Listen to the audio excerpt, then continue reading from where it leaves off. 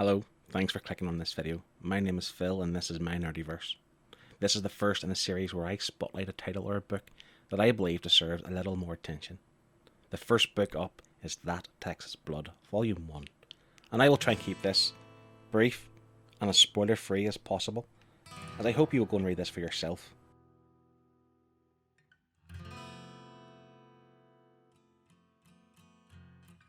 Brought to you by writer Chris Condon and artist Jacob Phillips, who are relatively young pups in the comic world, but after reading this, you wouldn't think so.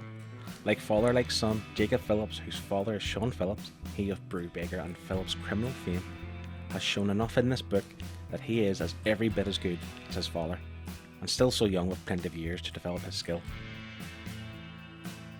The story follows two main characters, Joe Bob Coates, the 70-year-old Ambrose County Sheriff, who has seen it all before and is haunted by some of the violence he has witnessed in his career, and Randy, who had thought he had left his Texas life behind and moved to the Big Smoke, only to be drawn back home following the murder of his brother Travis, likely at the hands of local mobsters.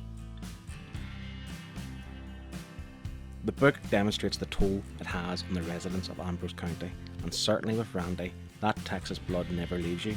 You either have it or you don't.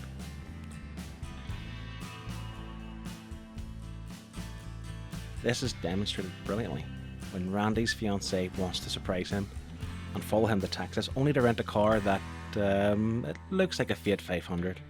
She's delighted, but it certainly does not fit into this town. Even the clerk at the rental store seems awkward.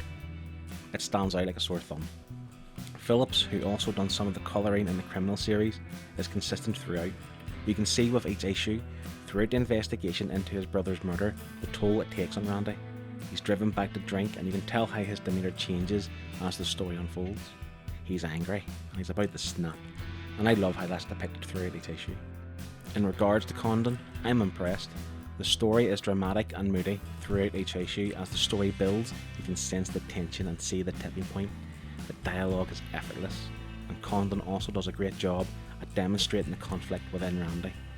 He has this violent past and reputation, which he thought he left behind, but as more details emerge about his brother's murder and who is the suspect, he wants to exact revenge on those he believes is responsible.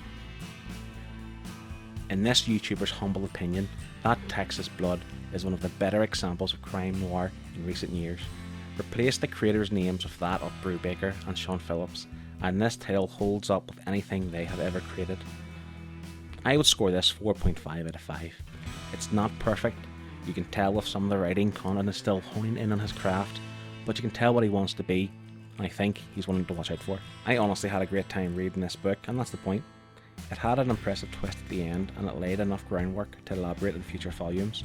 It planted some seeds, and I'd like to see more of Sheriff Joe Bob's past, and I can only hope we get that in Volume 2.